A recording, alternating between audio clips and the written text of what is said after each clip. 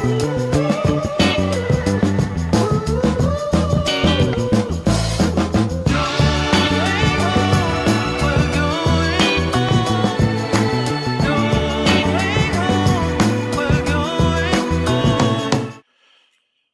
we're live. All right. Well, happy Independence Day. For Americans, it's 4th of July weekend, and 250 years. There's train stations older than that around here, but I thought we'd do something a little fun and take a look at, because so many kind of classic old school RPGs are hitting their 50th birthday. Take a look at 5 of them. And so we're going to be looking at 250 years of tabletop RPGs. I don't think they've been around that long unless they've uncovered something we don't know about. But yeah, so I'm Jeremy, and welcome to Upturned Table. So basically what we're reacting to, what all these games are reacting to, is this.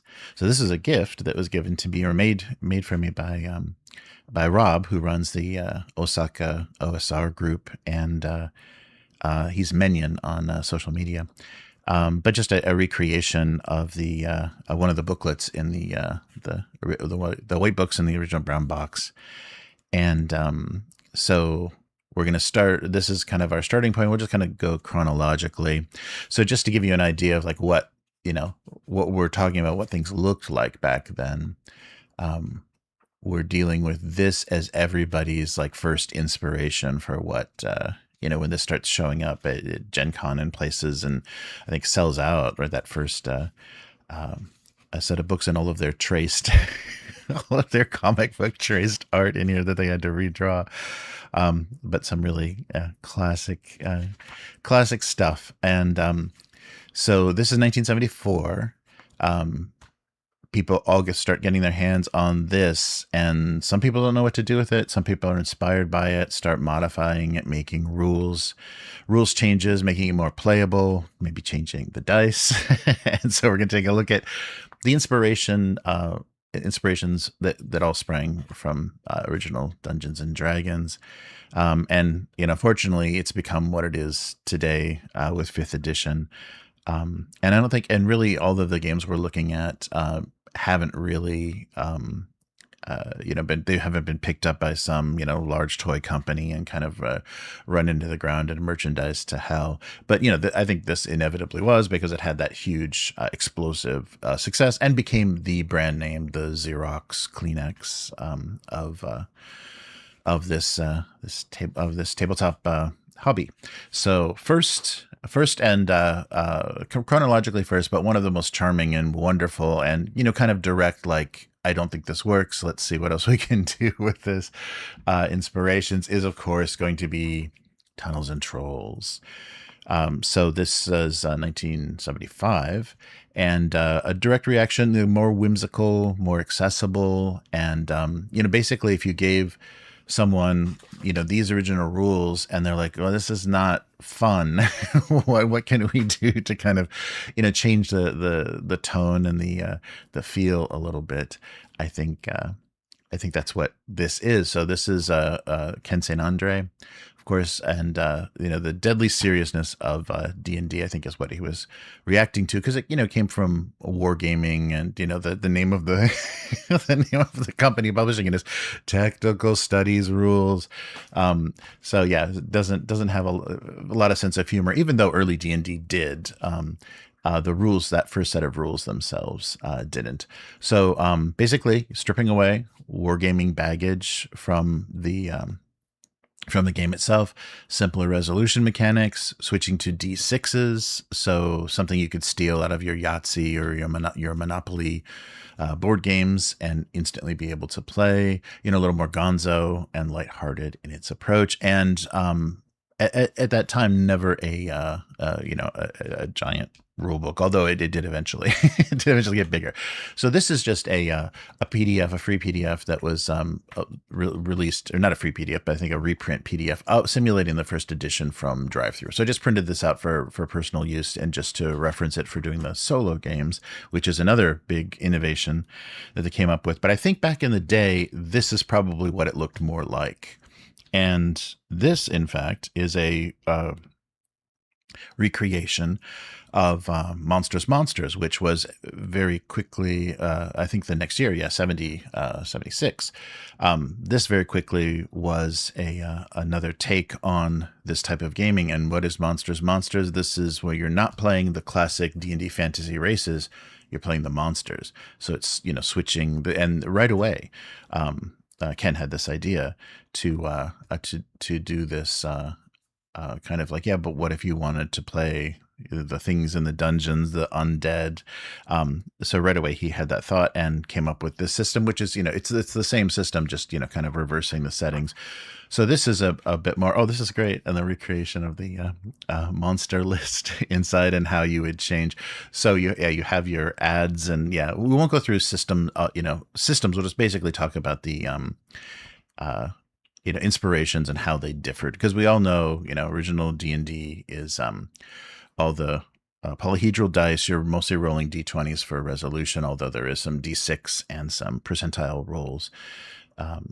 Mostly d20 based. This is all d6s.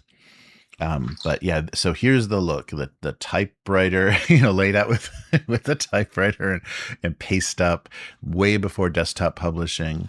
This is the kind of thing you're getting when you're buying a rule book. And there's a fun, I think a fun in the introduction. Ken St. Andre's introduction for Monstrous Monsters. This just, kind of to tell you what he was thinking and what inspired this. Let's see, where's the, see, look how well prepared I am. So you might have heard of it. So Tunnels and Trolls, his first game. Actually, I wanted to call it Tunnels and Troglodytes, but when I was told by my gaming friends that name on Friday night before the first edition was actually published, they laughed me out of the room. Rob Carver, the artist who did the first edition illustrations, suggested the name Tunnels and Trolls. So, and then his Phoenix friends. I thought there was a great, here we go.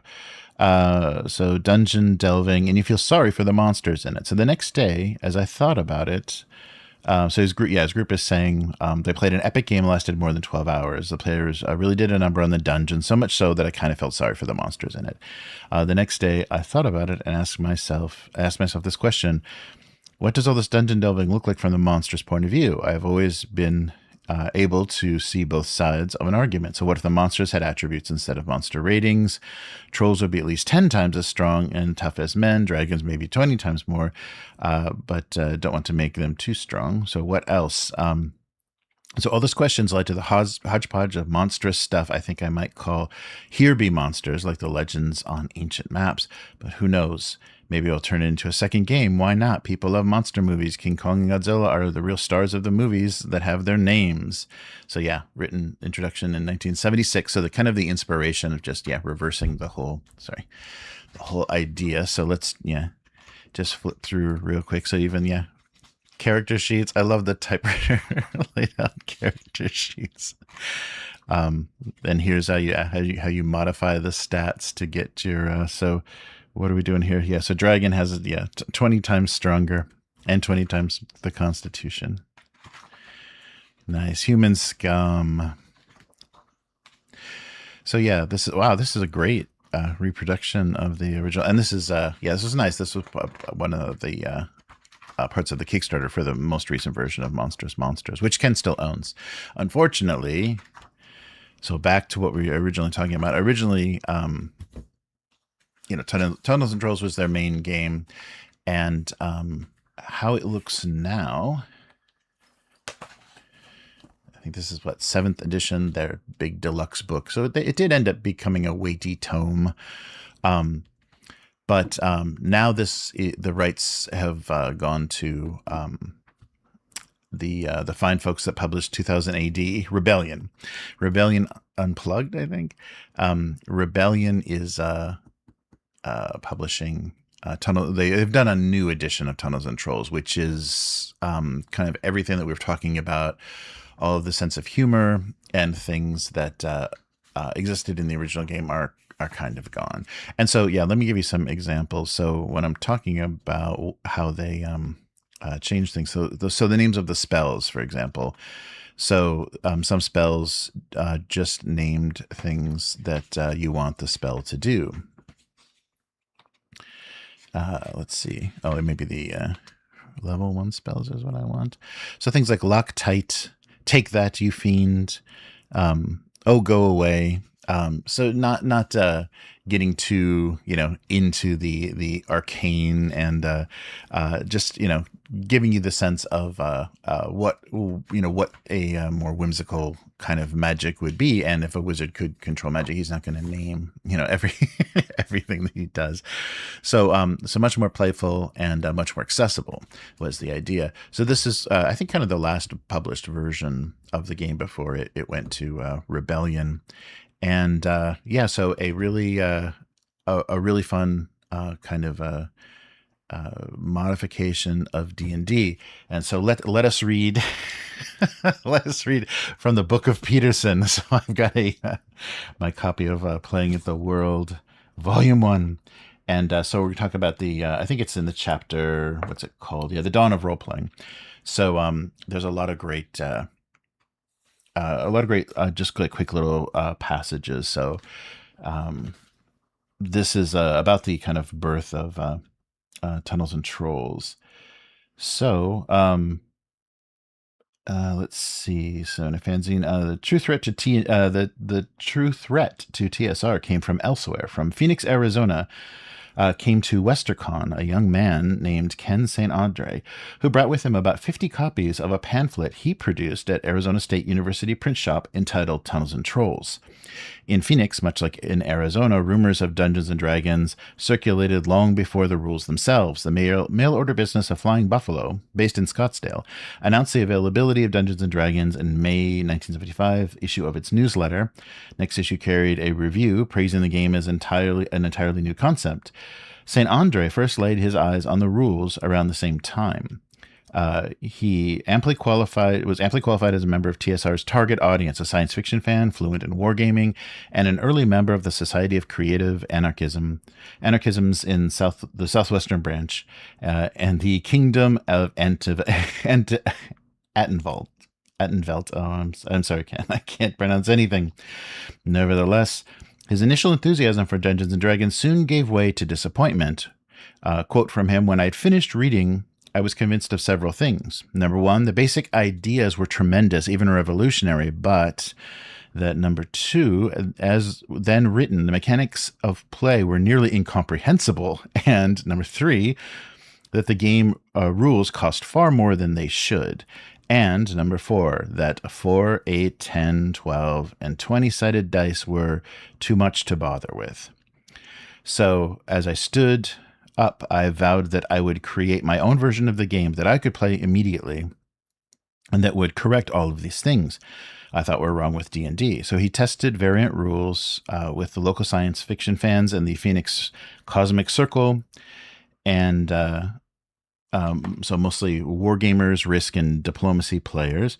As his improvements accumulated and his variant rules recast more fundamental components of D&D, however, St. Andre crossed a point that Los Angeles area gamers had not yet reached, where the modifications to the system that he proposed became significantly pervasive, significantly pervasive that, in his opinion, he had invented a distinct game. And this first edition of Tunnels and Trolls claims, "So it is no longer Dungeons and Dragons, it is now Tunnels and Trolls. Our thanks to Gary Gygax and Dave Arneson, who created the original D&D, but it is basically a completely different game, bearing about the same relationship to D&D as Careers does to Monopoly and Chevy does to Ford." So that's a little bit of the origin. The origin and the words of Ken as Tunnels and Trolls became a thing. The other big innovation that happened right away with Tunnels and Trolls, and I think people feel this nowadays, is it's hard to find a group. It's hard to find players, and so one of the ways they wanted to solve that is using the rules of this game the D6 rules, but giving you solo adventures. So this is something that they regularly publish, that people were allowed to, contribute, submit, and contribute. They even had like publishing rules and how things get formatted. But these, so as you can see, here's the all the solo cover galleries. So Buffalo Castle, I think, was the counts as the first. And what was the? There was a one that. The Goblin Island. There was a when we play as a goblin that I think became kind of the standard for the newer versions as solos. But we have a copy, a nice deluxe copy of Naked Doom that I think was part of another crowdfunder. But as you can see, the settings vary and they're quite deadly. You know, similar to the fighting fantasy books, the choose your own adventure books that became so popular by the 80s. So this is Solo 4, and they give you some basic instructions how to play, and they're nicely illustrated, so give you an introduction. So lots of pictures to let you know kind of what's going on. And then similar, instead of turning to a page, they have there's numbered passages. So this is now becoming a standard in kind of narrative storytelling board games.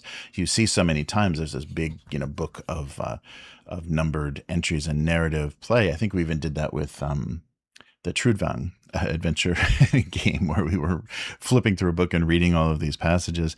So this has become a really standard way that things get done in a lot of like fantasy and storytelling board games. But this was a huge innovation at the time, especially because it was tied to a game system. It wasn't just its own. It wasn't its own thing. You actually made a character sheet. You kept track of things, and you did your combat, and you died. You died falling into pits and all the same way. Here's the rest of the cover gallery. But so this was huge. So Tunnels and Trolls. It's a shame that the hands that went into now are not handling it very well. I don't know what they were thinking in this version that they're doing. And so, and also it's, it's being produced in England. I don't know what's going to happen, but if you want the same feeling, this is still, Ken's still going, still kicking, and has a lot of support from Steve. So Monsters is still a thing. They're still producing content for it. So if you want this old school flavor, this is the way. And I think you can even stat stat humans and dwarves and elves in this game as well. It just gives you the monsters as the default. So so this is kind of the first big inspiration, and never reached the heights of D&D, but was a great very early on alternative that I think was much more accessible. Unfortunately, I think things once we got to the digital age, there was a lot of abuses with the content that had been created, especially the solos and various adventures and things that were made for Tunnels and Trolls, where people just violated copyrights and posted collections illegally as ebooks on Amazon and stuff. So unfortunately, Flying Buffalo came upon a lot of unfair, weird competition. Their brand got diluted. They really need, you criticize companies for going after that kind of stuff so harshly with, lawyers and stuff. But I think that really needed to happen because a lot of scumbags, when they saw that there was no consequence, they started to, just kind of illegally resell and bootleg this stuff. But but this is great. So Tunnels and Trolls is was a really great kind of first inspiration. It was good to see it reach its 50th birthday, and unfortunately, it got it got handed off. So Flying Buffalo originally, it was April of '75. It was self-published by Flying Buffalo, and had there's been various editions of it, but it's all pretty much been backwards compatible, nothing too difficult. So 2026 this past spring we got the Rebellion Unplugged Kickstarter, and that's Tunnels and Trolls: A New Age is what they ended up producing. But I think, yeah, there's a luck stat. It's a little bit different, and there's a wizardry stat, and yeah, a speed stat, which is not terribly uncommon. Oh, also leprechauns and fairies were, other races that were included as playable races pretty early on. Yeah, let's see. But but yeah, basic resolution is just comparing your die rolls and their total die rolls. So you roll a number of dice determined by your weapons and modified by your adds, which are generated from your stats, and you're just rolling dice and totaling them. So you had to do some quick math in your head with d6s. And then armor absorbs damage taken, the remaining subtracted from your constitution, and so just back and forth. And so you see, yeah, when you play through these the solo adventures, yeah, you have a lot of that, a lot of nail biting combats. But then when the tide starts to turn, yeah, so it has a nice back and forth in combat that didn't really exist in early D&D, especially with all the misses. And also the idea of spite damage. So I think starting with 5.5, they started to include this mechanic. So for every 6 you rolled, you can cause a minimum of 1 damage to the opposite side. So when you're just when you're being attacked and just defending, that was an additional way to kind of be angrily slashing back in combat. But yeah, but a lot of fun, and a really nice to see a sense of humor that later pervaded a lot of if you look at any Dragon magazine or anything, yeah, there's a lot of humor in D&D, but early on it came across as a way too maybe self-serious, and that's what Ken reacted to. And look at my little signed copy. But yeah, a lot of fun. We played it on the channel, getting ready for this new edition, and then once we saw the rules for the new edition, we kind of just said, yeah, we'll stick to the original. But yeah, so check out Monsters, which is still going on, and these are getting a little hard to find. The kind of the last big published books of Tunnels and Trolls, and I did a flip through on the channel I can link to, but really great production for this, and a lot of beautiful Liz Danforth art, and also Steve Crompton. Good stuff always. Oh, and here we go. Here's another example of kind of the playfulness. Is the dragon-shaped continent, or the dragon continent shaped like a dragon? The unicorn is shaped like a unicorn. The eagle is shaped like an eagle.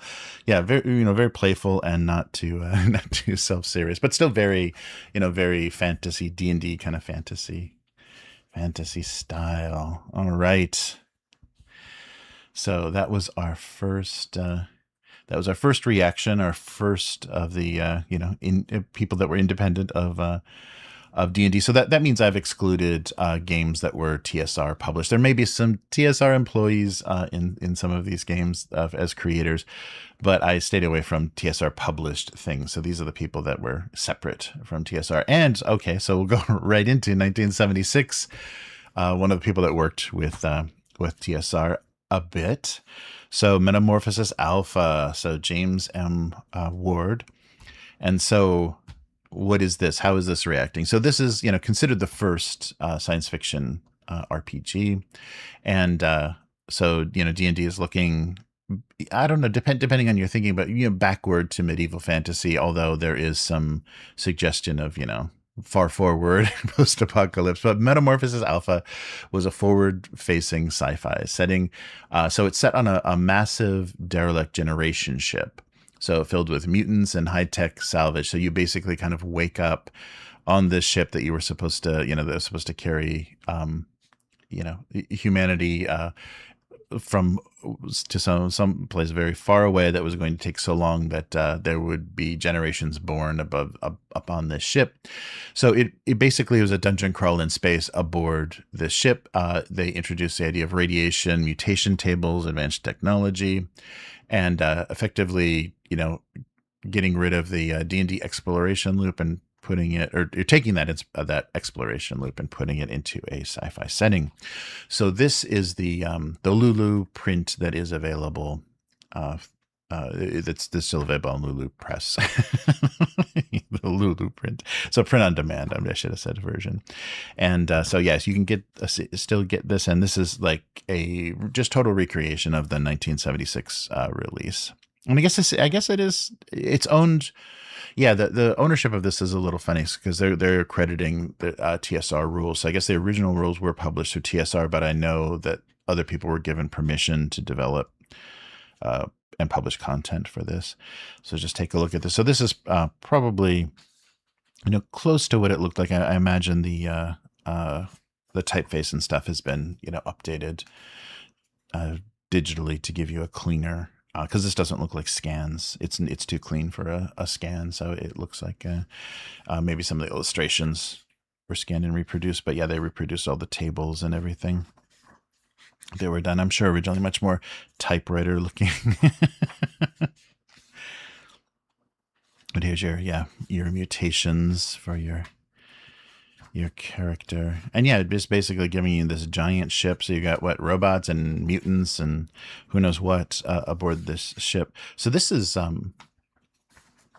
in the 50 years that this has been around, has gone quite a few places. I know there's a current edition of it. I don't know much about like what has changed. I'm sure they've tried to kind of update things to be. So yeah, basically you're seeing all these decks of the ship and all the mutant gardens and things. Yeah, so everything is representing structures on this giant generation ship, which, oh, here you go. The Warden, here we go. So that's your ship. And those are all the levels of this giant ship we're on. And here's our character sheet. There we go, looking a little fantasy. Yes, I mean, I think you can, because there was already, like, very early days D&D, there was inspiration kind of blending sci-fi and fantasy, because it wasn't originally, when it was pulp, early days, like early 20th century, there wasn't really a distinction. The distinction, I think, came later. So the D&D, kind of played into that and blended some things you could find, alien spacecraft and robots and laser guns in D&D. So yeah, so this is still available in the tradition of Dungeons and Dragons. So this is still available and very inexpensive. I think it's like $12 if you want to see kind of the original. I don't know how playable this is. I was discussing that with Matt, that maybe if we tried, this would be fun to try, but he said these original rules may not be the most playable. But yes, so this is 1976, James M. Ward. So yeah, the generation ship, the Warden, which has been struck by an unknown cataclysm, killed many of the colonists. The characters must survive their missions in the ship, which they believe to be the world. Oh, that's the other interesting idea, because you're kind of awakened to this, so you don't know anything else but this. So you think, yeah, this is it. This is where we live. This is the extent of our lives. I don't think you have any understanding of the mission or where you are. So yeah, the players no longer understand the technology around them and encounter numerous mutated creatures. So it's creating a fantasy setting, kind of like the, some of the post-apocalyptic fantasy settings that, you go so far into the future that, you've forgotten things, the wreckage of an advanced, civilization had been lost. And so basically it reverts to kind of a more, medieval feeling fantasy setting. But yeah, so originally all of these, all of the early writing for this, early thinking about this, I think appeared in Dragon magazine, which is, I think, why it gets, tied to TSR. And many people think or talk about this as the precursor to the thinking and what eventually became Gamma World in 1978. But yeah, the super science and kind of science fantasy was the big standout. And that was, leaning harder into that instead of any, medieval fantasy. So the module, so S3, that AD&D module, Expedition to Barrier Peaks, was the module that was based on, the idea of a starcraft like the Warden being discovered. So this idea, got incorporated into D&D in Expedition to Barrier Peaks. Original inspiration that James L. Ward credits is Brian Aldiss's science fiction novel Nonstop, published in 1958, also known as Starship, I think in some regions. But there, at that time there was other content. Heinlein's Orphans of the Sky. There was a Canadian TV show, the Star Lost. That has a similar theme, but Ward says no, that wasn't his direct inspiration. The novel was more, more directly what he was thinking of. So this is owned by James M. Ward. The materials, were published in Dragon Magazine. So he created Ward Co. to kind of hold these rights. But he did grant permission to Steve Jackson Games, the Judges Guild, and the Judges Guild to publish some stuff. So let's see, and its most current edition is 6. Oh, there is a 7th edition. So Catalyst. Yeah, Catalyst Game Labs. In 2025 announced they're going to do a 50th anniversary special. Did they do that?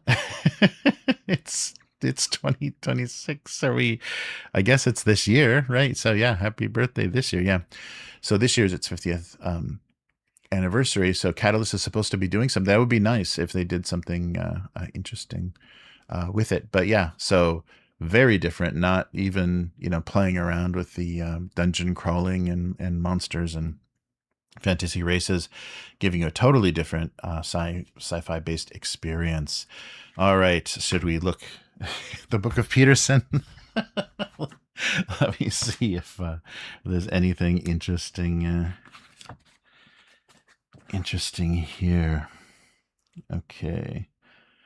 So these were the starting conditions of the role-playing game industry in November. So I think we're, 1976. So TSR took one more step toward the creation of the industry by releasing James L. Ward. So they did originally publish it. James L. Ward's Metamorphosis Alpha, the first TSR game marketed directly as a role-playing game. On the front cover, it said, I might leave this on camera here. There we go.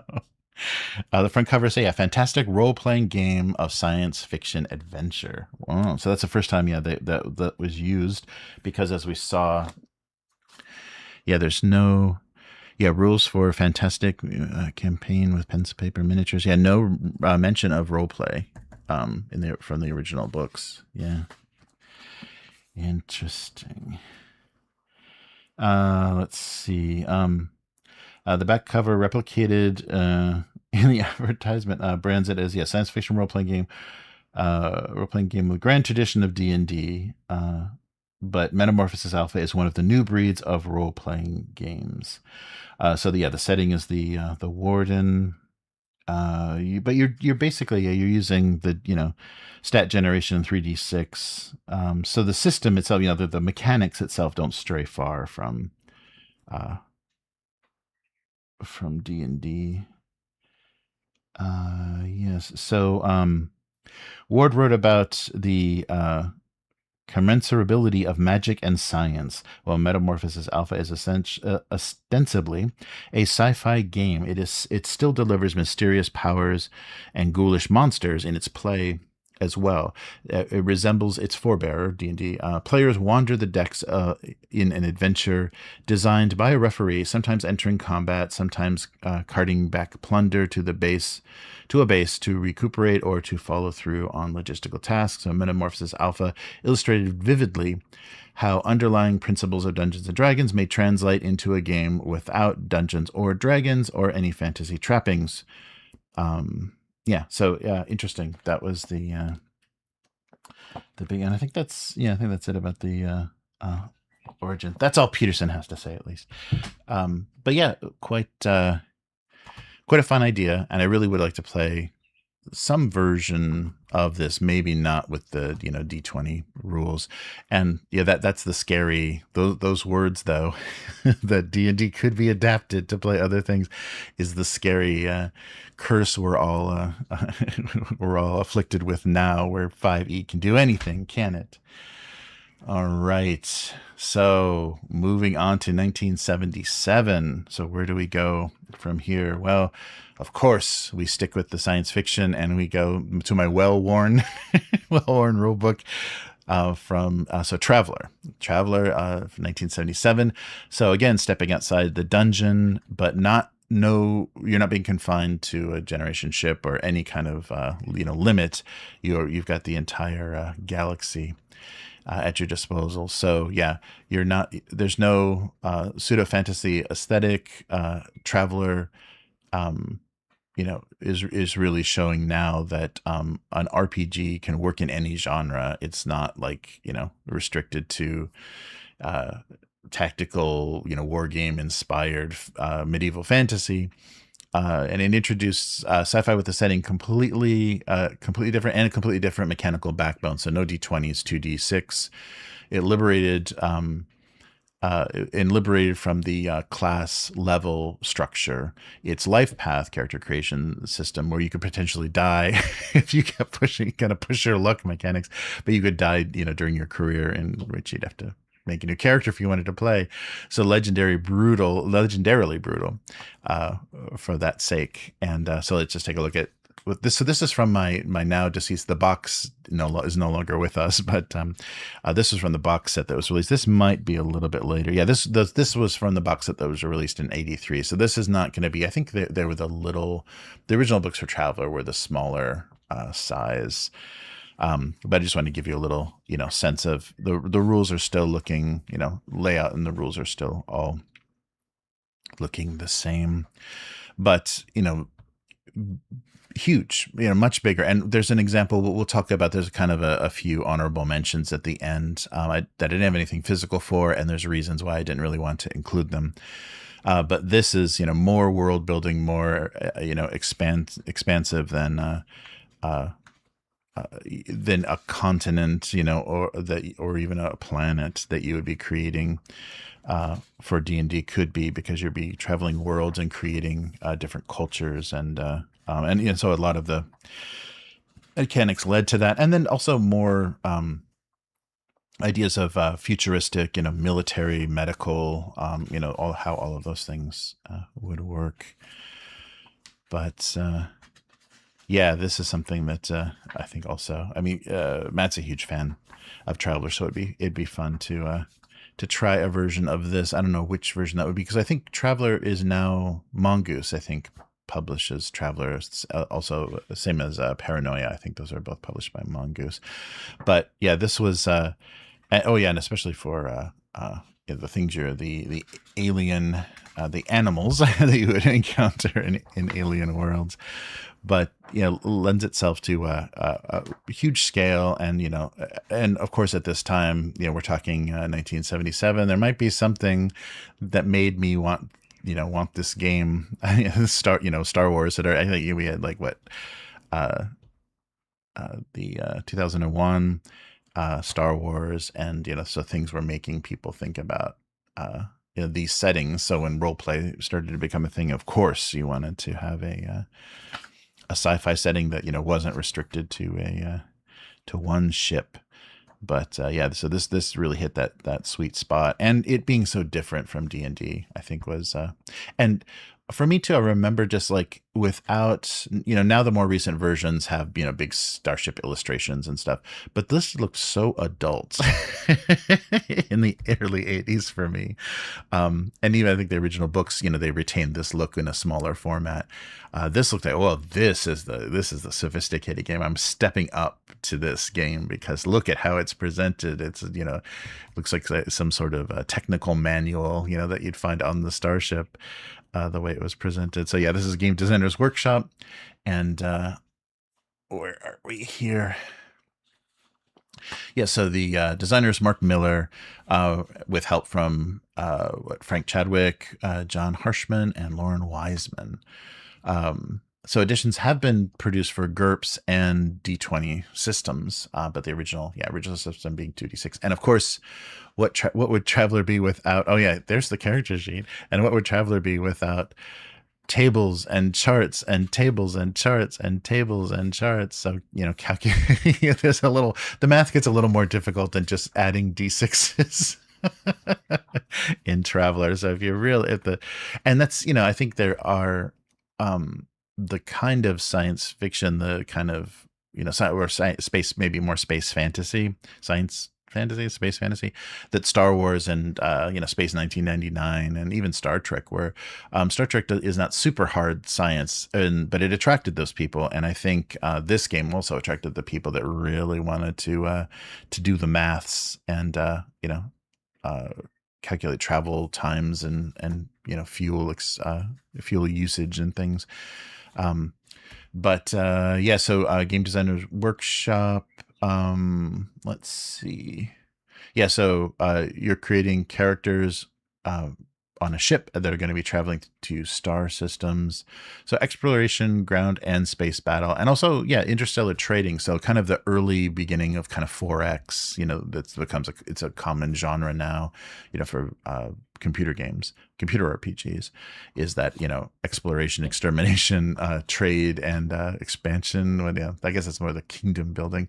So the setting was centered around the human-dominated Third Imperium, feudalistic interstellar empire. The travel universe was cosmopolitan and featured various Sophont peoples. The game history also includes the Ancients, a highly advanced race that left behind ruins and artifacts scattered throughout the universe. So a lot of ways to play and a lot of great inspiration. So now we're dealing with Mongoose. So let's see here. Oh, and a little bit about, let's see, the life path system. So characters can be human, robot, or alien, or genetically engineered. And then civilian, military, noble, young candidate, or the tried and true veteran. Nice. Sorry, let me get that publishing history here. So the latest is second edition by Mongoose. It's been through many hands. Game Designers Workshop, Imperium Games, Steve Jackson Games, Quicklink, Comstar, back to Steve Jackson, then Mongoose, and then Mongoose has had it since the kind of early 2000s. All right, but what does the Book of Peterson have to say about Travel? I think there's becomes less and less here. So let's just see. So GDW. So this is, we're talking about the 77. We're talking about the 77 Gen Con, I think. GDW presented Traveler in a fashion that certainly recalls some aspects of their earlier On Guard. So the most salient difference is that Traveler's main thrust is a game that is refereed or umpired, as opposed to the player-driven activities of On Guard. But like the characters in On Guard, Traveler's characters have careers, typically in the military, and randomized achievements of rank, social status that drives much of the character generation process. The dice decide the fate of the characters who enlist in the armed forces in a rather cruel or capricious manner. A moderate pension or an early grave occur with both equal frequency. In the Marines, an average fellow survives a term of service by rolling a 6 or higher on 2d6, but achieves promotions only with a separate roll of 9 or higher. Traveler eschews the polygonal dice in favor of 2d6 for most roles, including the 6 characteristics of strength, dexterity, endurance, intelligence, education, and social standing. Whereas in On Guard, the strength is multiplied by constitution and made up endurance, which is effectively the hit points. In Traveler, the damage is subtracted temporarily from one of the 3 physical characteristics, and if even one of them reaches 0, the character is effectively incapacitated. Combat is resolved by accuracy rolls, a base to hit score of 8 on a 2d6, and whether the aggressor wields a bludgeon or a laser carbine, though innumerable bonuses and penalties occur, including a matrix of weapon to armor modifiers, resulting in a combat system that behaves similarly to Tractics. For the most part, the progression system in Traveler is limited to acquisition of material wealth and possessions. No level or other stratified progression mechanisms trigger from gains in experience. Characters may undergo various sorts of training regimens to improve education or weapons experience or weapons expertise, but in the course of the game's adventures, characters do not accumulate the steady and routine augmentation that awaits dungeon explorers. So yeah, another big change from what D&D kind of set up, and something I hope we can get to play one of these days. I know Matt is rooting for it. All right, so let's move on to our next candidate here. So the year is 1978, and Runequest. So Runequest, so this is BRP. This is Chaosium, and this is BRP. So this is the first true skill-based system for roleplay. And so that means it's departing from the class and level paradigm that D&D establishes. There is not really preset classes like a fighter or a magic user. Characters are defined by their skills, which improve through use. And the mechanical shift was a direct response to kind of that rigid D&D archetype. And it provided a framework where the characters could be a jack of all trades. And it eventually formed the backbone of many other systems, most notably, yes, it's Chaosium, so Call of Cthulhu also uses this system. And this is a reproduction of the second edition book. I think this is so this is a new, but a reproduction of the hardcover book. So this is what it looked like, but this is not, it's not from that time. So we'll take a quick look. So of course, Steve Perrin, Ray Turney, Steve Henderson, and Warren James. All working, and and I think Louise Perrin did the original. Is it the cover? I can't remember the. Do they credit? Is there a separate credit? No, there's not. Yeah, but this is the very classic. They've done different takes on this for different versions. But Runequest, yeah. So different. This is this changes things, I think, a lot for fantasy, because it's not. You don't have to be focused. So Glorantha is a very different world from a lot of the default D&D settings. And and it has very different inspiration as well.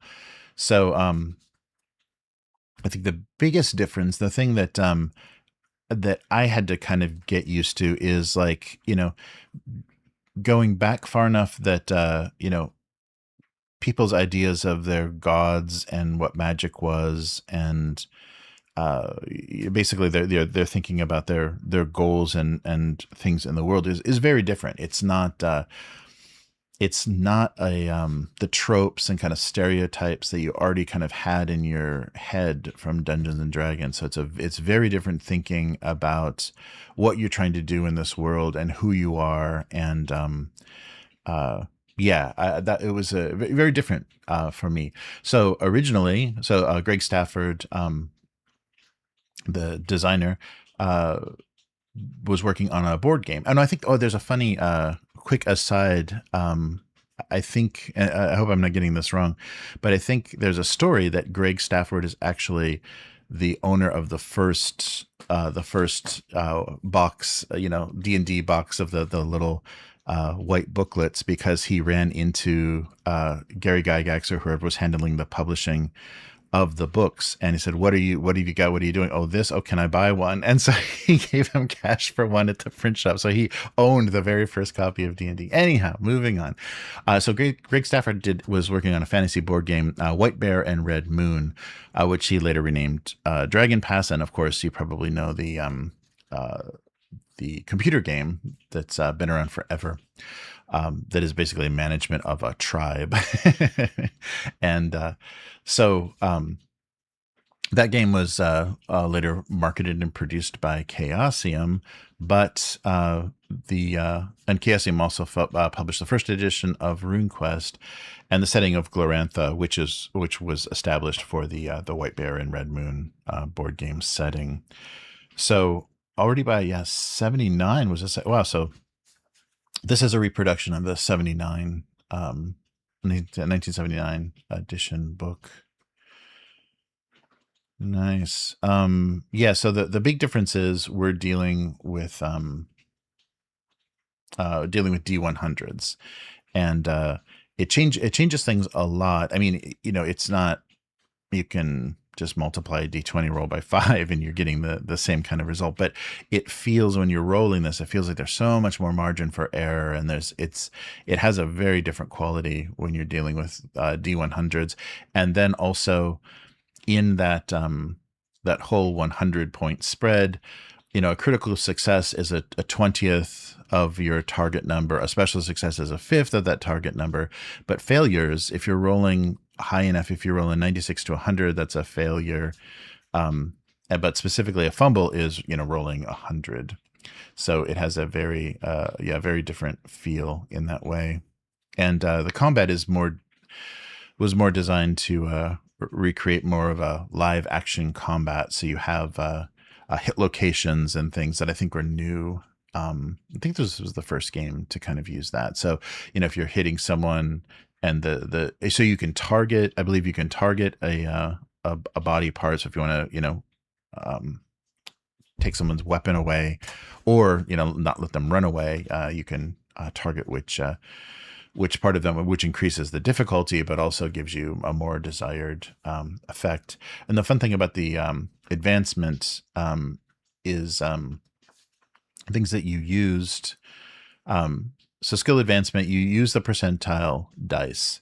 So different from levels in D&D, you improve your abilities directly. So you need to roll higher than your current skill rating on the D100, and then you get a chance to improve it, a certain number, I think, depending on which kind of stat it is.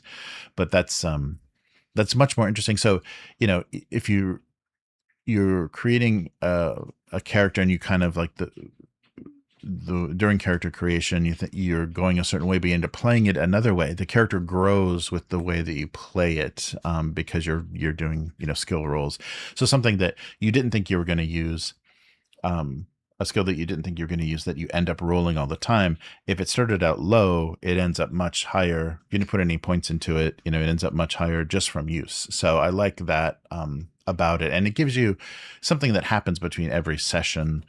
And it feels like, the character becomes wiser from doing those little. I mean, it doesn't increase things very much at all. It's just a few points at a time, but that's very very interesting. And so Glorantha is the default setting for this, and I think that's been kind of really fleshed out as far as a fictional world, its own geography, history, and religion. And started out, of course, as the setting for the board game. It has 6 distinctive cultures: the Sartar, the Prax, the Old Tarsh, the Lunar Tarsh, and the Grayslands. And so those are, modeled after different like early civilizations. I think this is kind of like what, Byzantine or Bronze Age, kind of cultures. So that for me was a difficult to kind of get my head around, because you weren't thinking strictly about medieval Europe. It was European inspired, but much more varied regions and very different culture. But so it's in good hands now, still in the hands of Glorantha. The Glorantha setting is still being used, and it's in the hands of Chaosium still. I'm trying to think if there's anything. So BRP, which was originally the basic role-playing system, the D100 system that was created for this. So it was created by Greg Stafford and then Lynn Willis, and you can buy a book that's just the basic the BRP engine now, but we use for the first 2 editions of Runequest. It's also been used in Stormbringer, Call of Cthulhu, Worlds of Wonder, Super World, ElfQuest, Ringworld, Pendragon, Hawkmoon, and Nephilim. So those are all of the BRP basic roleplay systems. And there's no update, I guess, because it's stayed in the same hands. There's not really a huge story of it being the rights being passed around or anything, compared to a lot of other games. But so here's a example of the character sheet. So you've got, and it's difficult. I mean, there are so many, and I think the later editions try to kind of combine some skills and not make it so huge. But you depending on several different other factors during your character creation, you'll have default percentile of like 15 in all of these, or 20 in all of these. Like there's a default level, and then you put points into them to raise them. And here's your little hit location table. Yeah, so I think this is the first time that we're seeing something like this, and this does make combat. It gives a you have to have kind of an intention. I mean, you can just like wildly swing and attack, but it gives a kind of intention. And then of course the runes of Runequest, as far as the magic systems and everything, really do make it a much more complicated system as far as like powering these things and the abilities that they'll give you in combat, or the kind of attacks and things that they'll give you. Oh, and look at that fumble table. Nice. A D100 fumble table. Yeah, but the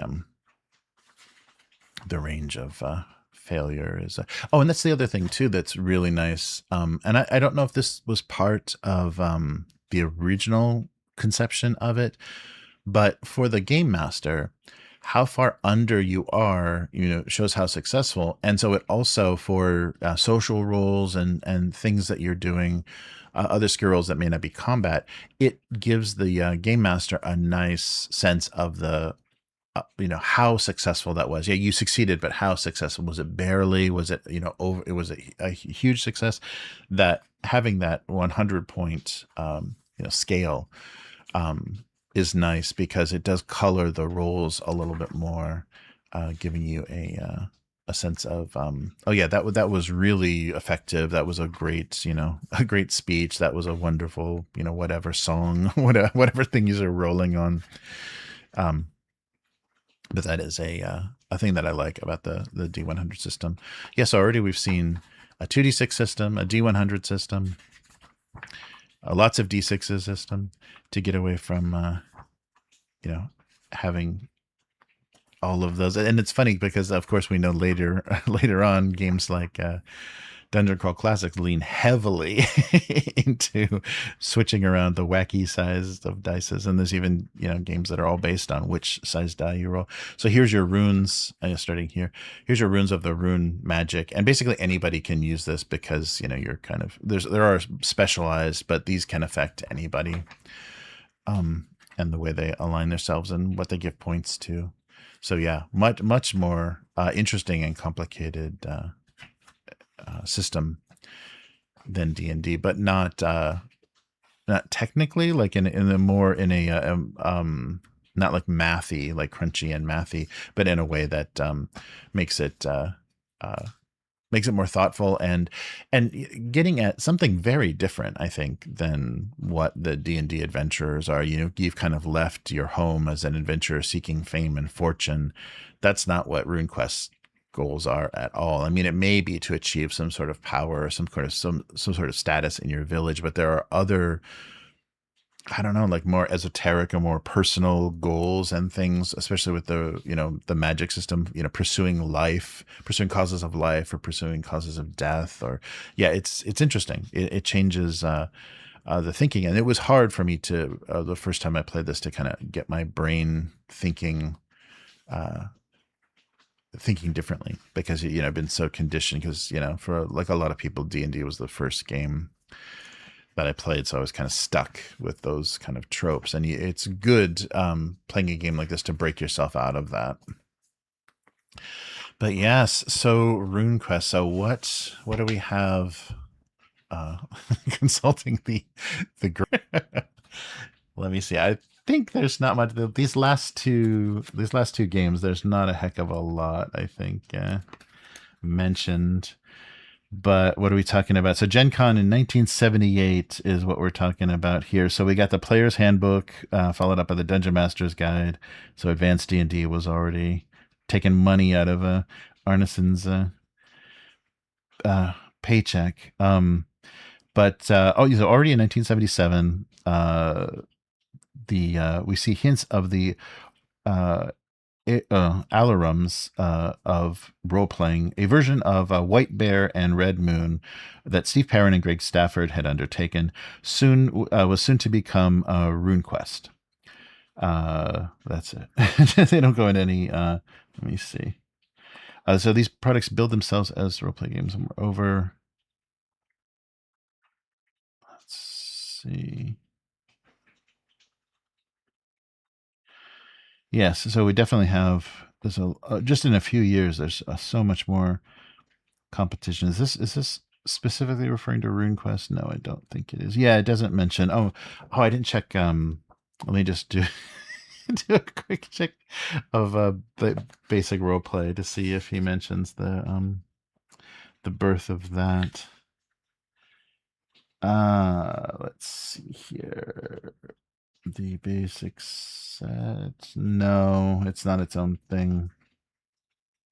Yeah, so I think it's happening late enough. Maybe I'm just the chapter in the book that I was using, or the part of the book I'm using. There's probably more in volume 2. But yeah, so yeah, RuneQuest is a really good example of what else you can do with fantasy. So yeah, very cool. And yeah, kind of in that same year, in that same vibe, our last example, and this one I'm kicking myself because once upon a time, I think it was actually pandemic upon a time, I got the big box of Fantasy Trip from Steve Jackson Games. Wanted to have something totally new to just get inspired by and peruse. During that time, in it, there are recreations of the original pocket, the little black clamshell boxes of Melee and then also Magic, and I don't have those to show you. I think maybe I'll do a separate small video to show you what those are, because I'm going to try to explain it, but it might not make a lot of sense. But if you know those Steve Jackson clamshell games, you'll know what I'm talking about. So our final entry, getting us to 250 years, and actually next year is the 50th anniversary of the Fantasy Trip. So what this did right away is it simplified combat, both Melee and Magic combat, into a micro game experience. So Steve Jackson Games, you probably have seen those black clamshells for Car Wars and Ogre and all of those things that are just cardboard counters on graph paper. And these were counters on a hex map, but it was a system that simulated melee, like using melee weapons. I believe there's also ranged weapons and things, but there was a game called Melee where, basically it was gladiatorial combat. It was a way to just do, kind of 1v1 combat, including like dropping weapons. The rules were pretty great, but it was a simple board game, basically. It was a simplified like micro board game that then became the Melee rules for the Fantasy Trip, and the Magic micro game, little board game, became the Magic system. And so this is created by Steve Jackson, and so it started as those two. I'm sorry, not Magic, Wizard. That's right, Melee and Wizard. So two standalone little micro games, probably inspired by the fantasy combat of Dungeons and Dragons. They evolved that into a full-fledged RPG that's called the Fantasy Trip, and there's a reason for that name. So it's a kind of critique of D&D's kind of cumbersome combat, because it was a very simplified, very understandable, and it had facings and everything. It was fun. It was tactical enough, but simple, fast-paced system that, of course, because it's on a hex map. It emphasized the tactical positioning and decision making rather than just the early days less strategic and kind of wait and let's what kind of and what, much less of that. So it proved that an RPG could be just as crunchy as a board game without requiring hundreds of pages of obscure rules. All right, so this is kind of the current. I think this is both a hardback and a soft cover version of this. So this is the most recent, I think, version of the Fantasy Trip. And so, yeah, this is 1977, 78. But this version is, let's see, this is the In the Labyrinth adventure, but this also serves as the rule book here. And yeah, they've moved on from just that basic combat to advanced combat and advanced magic. Oh yeah, this is Legacy Edition. That's right. That's what they're calling this. And yeah, so let's see. Do they give the nice? So the difference is that the setting for Fantasy Trip. So the default setting is the world of Sidri. So so they wanted to create, so this is also the reason for the title. So to understand Sidri, one must know something of its builders. The Menorin were humans, and a little bit more. They had the ability to move unaided between many alternative worlds that coexist with Earth in other time streams. One ability, but it was enough. The first Menorin used this talent only 6 times and then stopped forever in fright and confusion. But those 6 trips made him wealthy. This man, yeah, made him wealthy. A wealthy man. His power bred true. His children read his journals and wondered and experimented, and they became the secret rulers of their home planet. The children did not bother with secrets, they merely ruled. The Menorin multiplied and prospered. 300 years after Gen Menorin's first jump, his descendants found and mapped and conquered the 371 alternate Earths. 3 had space travel, 11 had magic, and all of them honored Menorin rules. The Menorin. The key to the Menorin dominance, of course, was the knowledge. Knowledge is power, and knowledge of the one world is the power unimaginable in any other. Gen Menorin's 6 trips yielded 2 simple devices and 1 book, and made him rich. His children imported inventions, techniques, and gold. And as the Menorin's power grew, a Menorin was effectively invulnerable wherever he traveled. 12 different protective devices, physical and magical, intelligent bodyguards from strange world, and the most formidable of all, a very long lifetime of experience. Anything that could extend his life was of interest to him. The medical techniques of 371 worlds made old age merely a measure of experience. So we're talking about, you know, these abilities to move between these alternate planes, and those are the trips of the fantasy trip. So basically the world that you're creating in this way has, you know, infinite possibilities to be, you know, whatever you want it to be. Let's see. And so talking more about this origin. So second reason, opposite one. So Fantasy Trip is an attempt to set up a rule system that is complete without being overwhelmingly technical, so that gamers can be spending their time rather than rewriting rules. Hopefully this will mean that everyone who plays the game can consider themselves part of some gigantic campaign, playing out the destinies of a whole world. Whatever strange lands you map, there's room for them in Sidri, just across that pirate-infested sea or trackless desert. No matter how powerful the dictators' legions may be on one continent, or how mad and mighty the sorcerer kings may be on another, there's always room for peaceful lands of beast-haunted forests somewhere, and if you like, it can all happen at once. So not that that other worlds aren't possible, but the Fantasy Trip system will work for historical adventures on Earth itself, or excursions into past or futures of your favorite authors, but for all these to be found in Sidri as well, and that is why it was created. Yeah, so a very different approach to, you know, kind of fantasy world building. So the intention is you're making your own place to play, the things that you want to have existed. So I think there is a lot of pre-written content for this, but I think the idea is that it can fit into anything. And yeah, so we're rolling 3D. So are we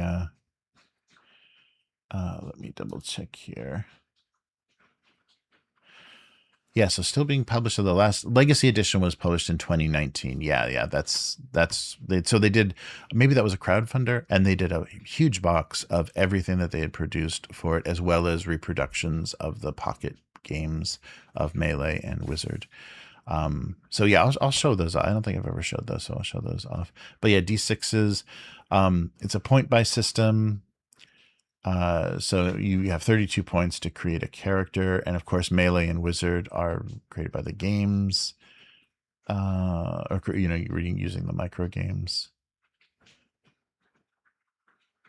So let's see. Yeah, that's fun.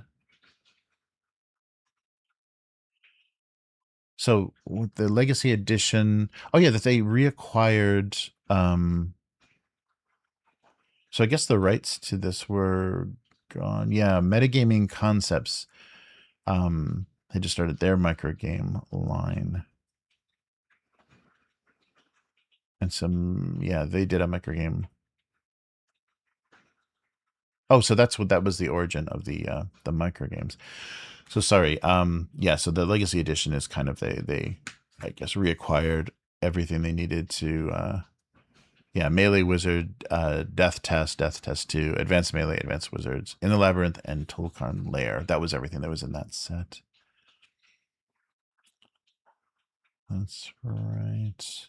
So yeah, this hasn't gotten the same attention over the years that maybe like Runequest or even like Tunnels and Trolls have had, but this is something that's so odd in its conception, and the fact that they simplify the magic in Melee to so you don't really need miniature. I mean, you could use miniatures for the game, but you don't really need them because there's so many tokens and things that can just count as the default. Here's the party, here's the the enemy they're facing, and you resolve things on the hex map.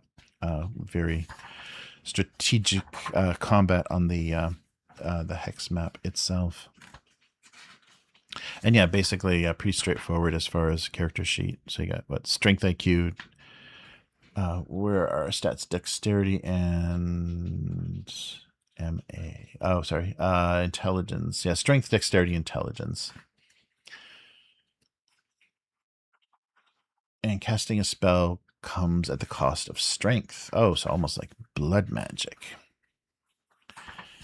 Nice. Oh, and your IQ determines the spells you can cast. That's great. Yeah. All right. Yeah. So this is the kind of the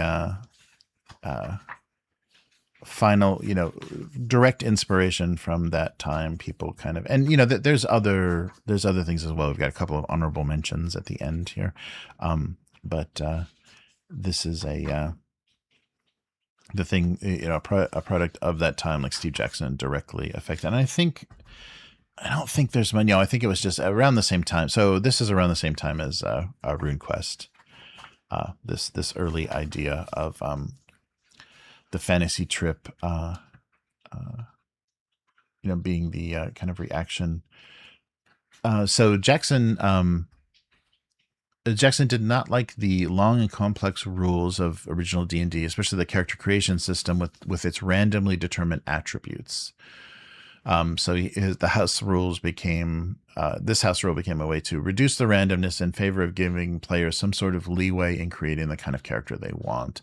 So Jackson's solution to the game so it was working with metagaming concepts. Oh, so that was the original company. So I guess that's why they had to fight for the rights. So Metagaming Concepts designed the new role-playing game system with a much simpler set of rules, and Steve Jackson used the point buy system for attributes. But yeah, Metagaming Concepts started publishing those microgames, I guess first in Ziploc bags, but then when Steve Jackson was doing them, those clamshell bags. But yeah, they published Jackson's first game, Ogre, in 1977.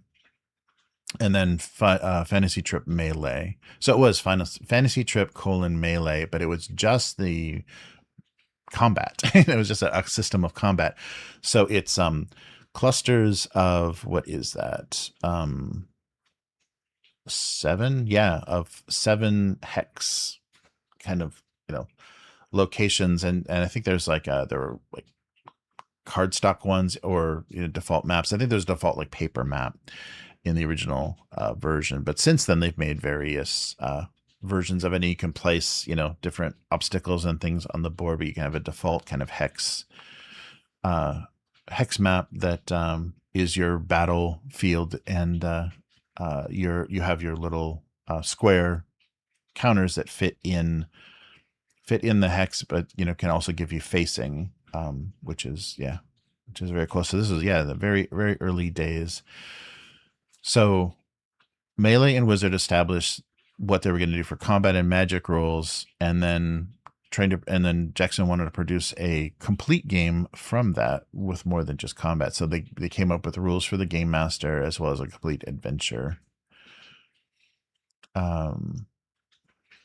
Oh, interesting. So that early, when he was trying to make it an RPG, the president of Metagaming that was publishing the little games didn't like his idea and thought it was too complex. Because Steve Jackson can get a little complex with GURPS and things. So then eventually they did 4 separate books: Advanced Melee, Advanced Wizard, and then In the Labyrinth, which is the Game Master's Guide, and then an adventure called Tolukar's Lair. Yeah, but that's about all. There's the adventures that were published. So there's Warrior Lords of Darok, the Forest Lords of Dihad, The Lands Beyond the Mountains.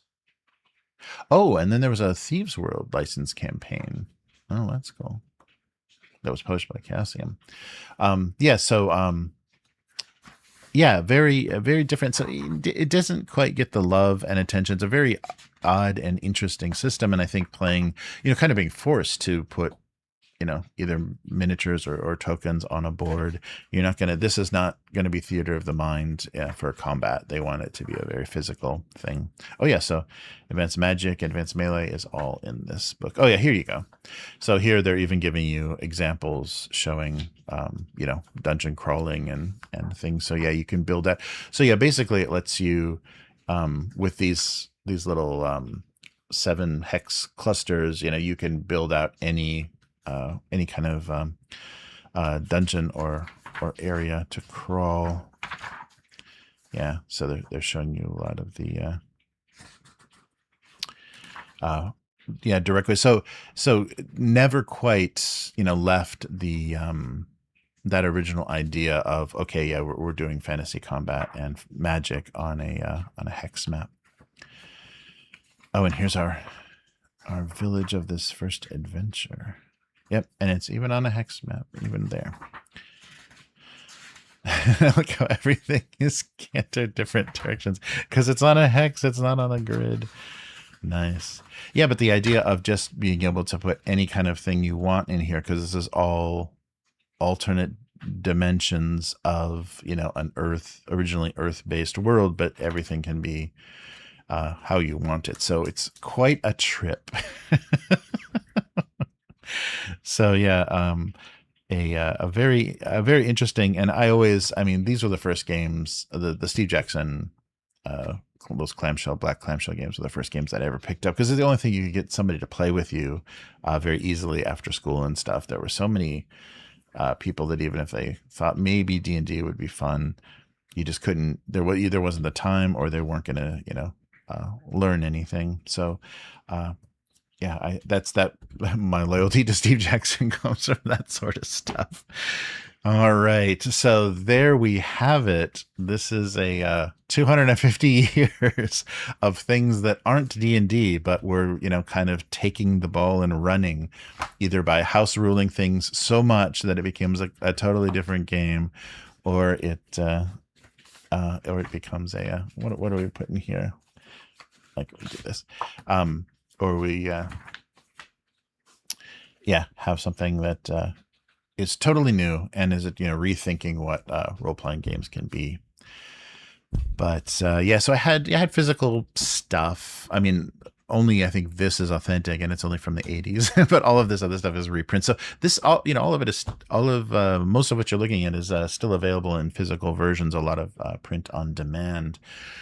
But saying all that, let's do a couple of kind of honorable mentions, but things I didn't have anything physically to represent it, but I also the first thing that everyone used to talk about, if you're talking about, OSR early role play, a thing that really stood out as unique and wonderful was the Empire of the Petal Throne from 1975. So right after D&D, and basically it's using the D&D rules. So it doesn't really qualify as much of it's much of a stretch. It's using these rules, but instead of dungeon crawling, it's deep world building. So the creator, M.A.R. Barker, introduced the concept of a fully realized non-European fantasy culture. So Tékumel was this world. And it demonstrated that an RPG could be a vehicle for high-level, literature, cultural simulation, moving the goalposts from kill monsters and take treasure to navigating complex political and environmental and social environments. So, the same kind of thing that Runequest was doing is like breaking away from just dungeon crawling and getting into a lot about what, are you fighting for the benefit of your village, your culture? What are you forwarding? The reason I didn't include it is a few years back, it was uncovered that Barker had written some pretty offensive novels, and that maybe his beliefs about race and certain things, maybe it inspired his studies, because I believe he was a professor, or at least involved, in academics. But it really kind of soured everyone's, I know not everyone, soured, some people's love of Empire of the Petal Throne. So it's mentioned much less, with much less enthusiasm. It's still an amazing work, and it's still available. You can still find it, published in different places. But, similar to Lovecraft, you got to separate the art from the artist in these ways, in some ways, or else it's just not acceptable. So if you want to see a really amazing example of the discovery of Barker's kind of messed up novels, Steel and Lace, Polly's channel on YouTube, she was a big lover of Empire of the Petal Throne. When these revelations happened, these writings were uncovered, it was a real heartbreaking video that she made of kind of like, this is something I've always loved, but I got to walk away from it because I can't agree with this guy's politics. So I might have that reversed. It's either Steel and Lace or Lace and Steel, but check out Polly on there. I think she has a better kind of breakdown of why of why that was so sad to realize. But as a work, if you just look at Tékumel as a work of fantasy, non-European inspired fantasy writing, it's beautiful and amazing, and just it's a little tarnished now. The other thing, so that was 1975, and the other entry I didn't have anything for, and I didn't know as much about, and it got weird over the past almost 50 years of its existence. It's gotten weird. People have done strange stuff with it, but was Chivalry and Sorcery. So it rejected kind of D&D's abstraction in favor of hardcore simulation realism. So it wasn't fantasy light. Chivalry and Sorcery was math heavy historical simulation for medieval combat, exhaustive complex rules for everything from feudal politics to mechanical weight of armor. It appealed to the segment of the hobby that felt D&D was too gamey and wanted a system that realistically modeled a medieval world, representing the first major swing into crunchy, simulation. I think both of those are very interesting examples. But I only wanted to choose 5 because we're doing 250 years of gaming. But that one, it's gone. Chivalry and Sorcery has gone through various hands. I think it's in this now a company called Britannia, probably UK company, is publishing it and maybe is bringing it back to its roots a little bit. It's got some nice art and stuff now, but like various versions of it started to include like Lord of the Rings history and stuff. It got just really, I don't know what really happened to the rights of it. Actually, I should find out, shouldn't I? It got weird. So I didn't include it because there was just not a great yeah, it had a strange history and some very misleading. So maybe somebody, is kind of pirating it or doing a fan version of it. And that is basically what you're finding online more than anything else. So, but it was a Fantasy Games Unlimited game. So we're talking about Chivalry and Sorcery. And of course, they love they love crunchy stuff. So Edward E. Symbolist and Wilf K. Backhouse originally produced it. So yeah, the first edition included character creation, magic, combat, and also war games. So basically, your medieval France. Basically medieval France, Christian, and with knights and tournaments and courtly love, and so not quite Pendragon, but a more simulationist version. So yeah, there's also weird elements of Lord of the Rings, hobbits, and Balrog. So wait, what? How is that simulationist medieval? Yeah, I don't know. Their inspirations got a little strange, but yeah, it is the most recent edition is 5th edition and is still published by Britannia Games Limited, and they did a Kickstarter in 2019. So yeah, 5th edition is what exists now. So no longer with or no longer just dead with the original Fantasy Games Unlimited publisher. So yeah, this has been 250 years. So thank you for joining me. Let me take a look at the chat. Let me see if anybody's hanging in there with some questions. Oh, hey, Abyss. Hey, Calerion was got with me from the start. Thank you so much. Yes, the last book of Channels Intros. Are you kidding me? It's 450. Wow. I'm glad I picked this up when I did, because I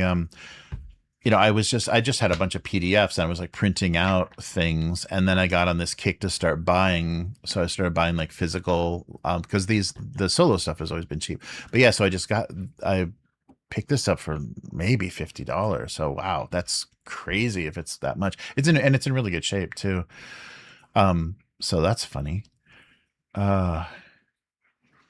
Nice. So yeah, good to see.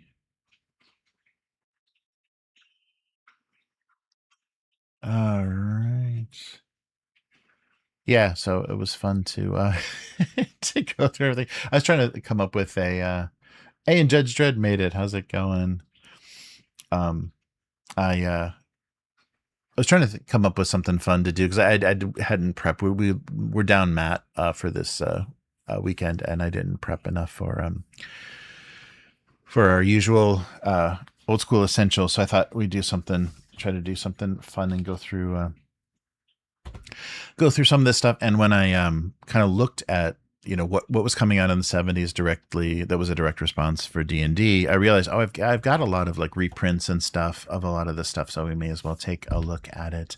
I just regret I didn't have my I would have loved to have gone through the rules and everything for Melee, and just like, yeah, how do you start an RPG with a pocket, a little cardboard and graph paper game, and try to turn that into an RPG? That's a very Steve Jackson thing to do.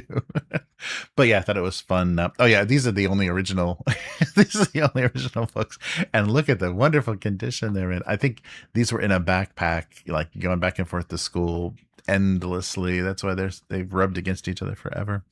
But yeah, it's nice that they do this kind of anniversary stuff. Chaosium has been really good. They did I think it ended up being second edition of Call of Cthulhu, but they did a really good cool box set where they reproduced this stuff. And it's nice to have this kind of stuff, because the PDFs, print on demand, is becoming less and less a thing. And so it's nice when they do these anniversary classic editions of some of these books, because they're just kind of disappearing, because they're not worried about the collectability or the them being originals, as much as just having like a physical copy of these rules is so nice. It's so much fun to be able to refer to, especially doing stuff like this. So yeah, very fun. Yeah, so I'll get those, because I think I unboxed that thing, right? I probably did for the channel, that big box of craziness. Because, when I was stuck, like everyone else, when I was stuck inside, I when I was stuck inside, I was looking for stuff that would be fun for the channel, and I saw that big box of Fantasy Trip, and that was something we kind of talked about a little bit on one podcast, and wanted to take a look at. Yeah, let me look while I while I have you captive. Let me just see if I did a Fantasy Trip unboxing. Pretty sure. Yeah, and just even the way that book was written, like just reading the explanation of what Sidri was, I thought was pretty funny. Oh yeah, it's back in the day. Yeah, still Idle Red Hands.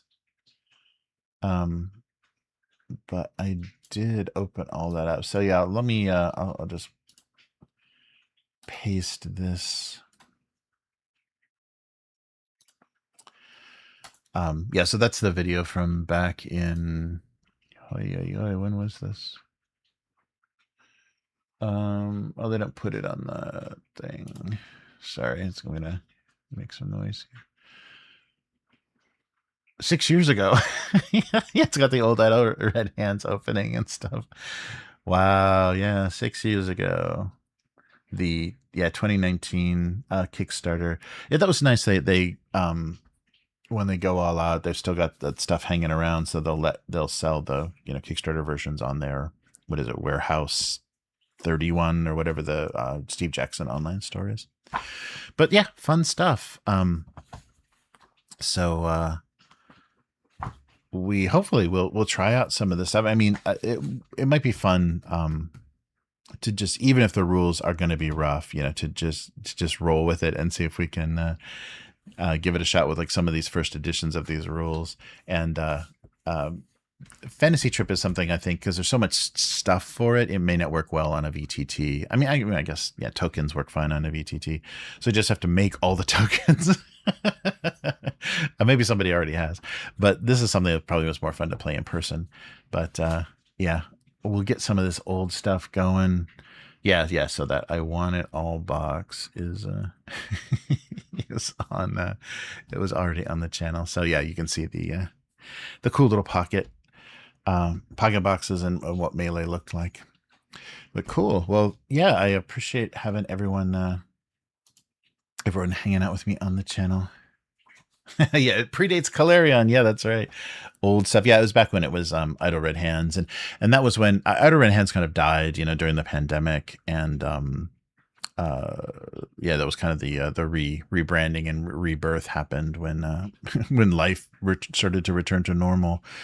So yeah, there's some stuff that yeah, should be good.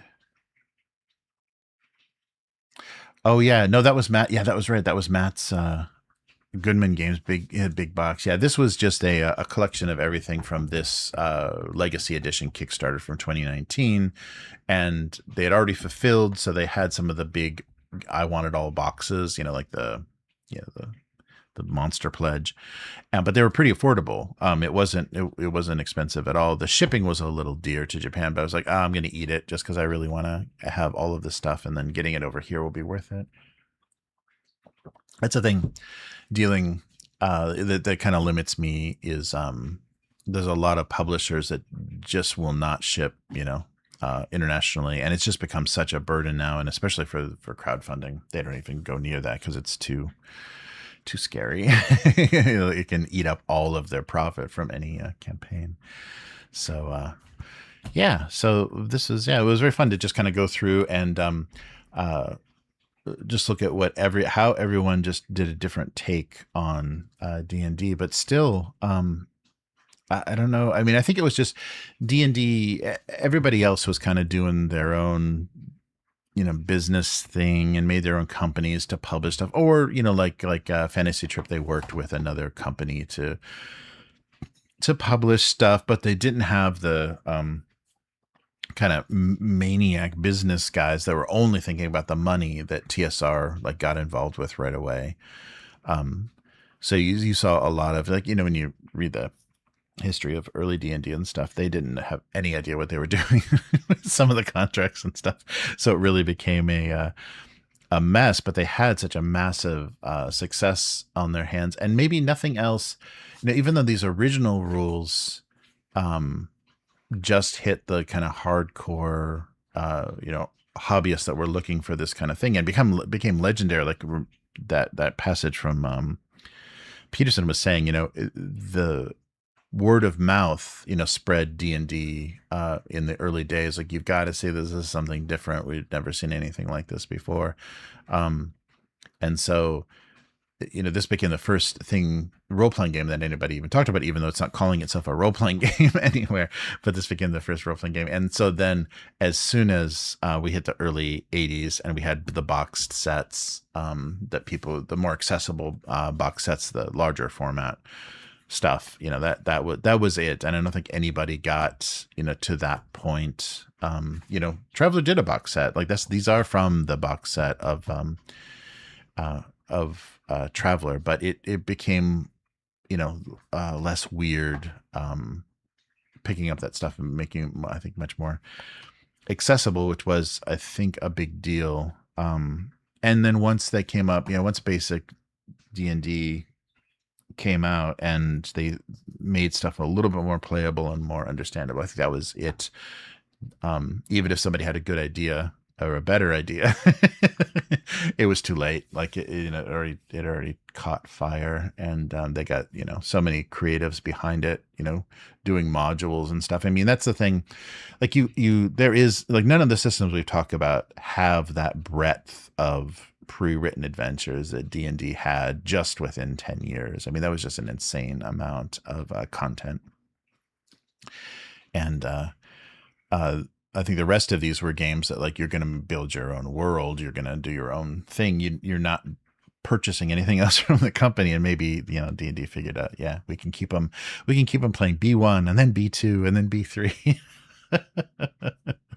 So their strategies and maybe the greed involved helped it just become that brand name. But there's so many other good ideas, that came out of that time. And I can't, I really keep going back to a basic role play as something that I really love how it works. There's got to be, like, I don't know, I should take a look at that kind of basic engine book. But I think you could play anything with this system, with just a little bit of modification. And I think it's such it's different from the other stuff, but it's such a satisfying experience, the way that your character progresses and those big rolls. I don't know.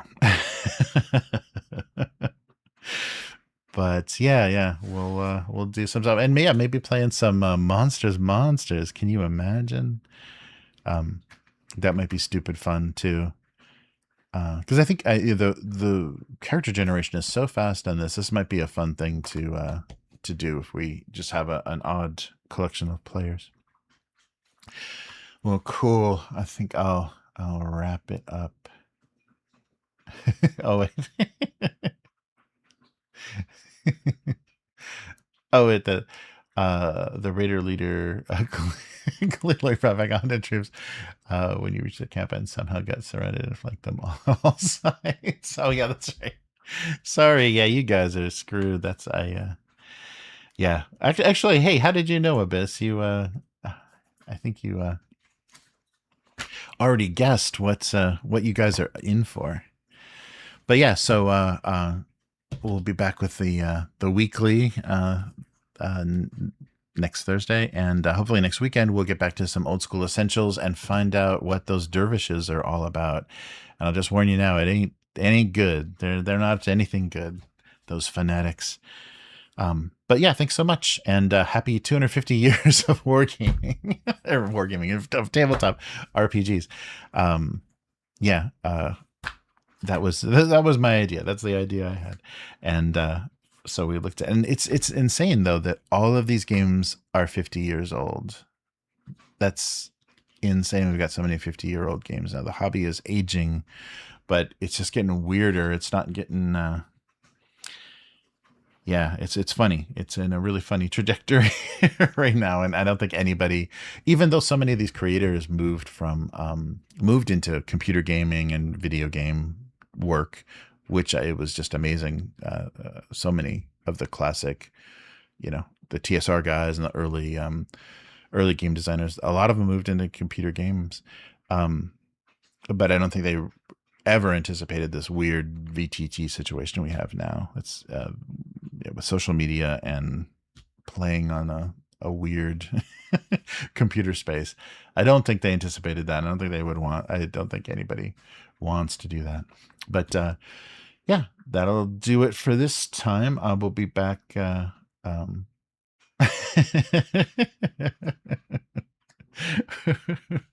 We'll be back next time, and yeah, I hope you're enjoying your weekend wherever you are, and we'll be back at it. I imagine that yeah, there was just it's so funny that this is a 250th anniversary for America, and what they did was so pathetic.